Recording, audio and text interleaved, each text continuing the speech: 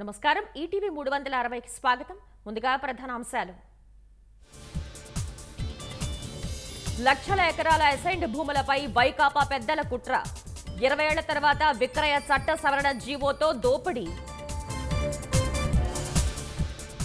111 స్థానాల్లో మధ్యాహ్నం 2 గంటలకే లెక్కింపు పూర్తి రాత్రి 8 గంటలలోపు అన్ని ఫలితాలు వెల్లడిస్తామన్న మీనా కౌంటింగ్ రోజు వైకాపా కుట్రలపై జాగ్రత్తగా ఉండాలన్న బాబు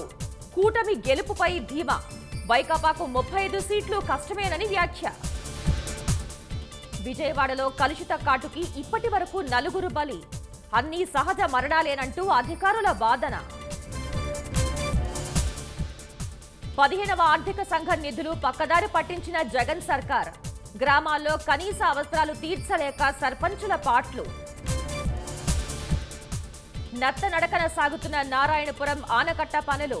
వేలాది ఎకరాలకు సకాలంలో నీరందక రైతుల అవస్థలు నేడు కేరళని తాకనున్న నైరుతి రుతుపవనాలు 3-4 రోజుల్లో ఏపీలో ప్రవేశం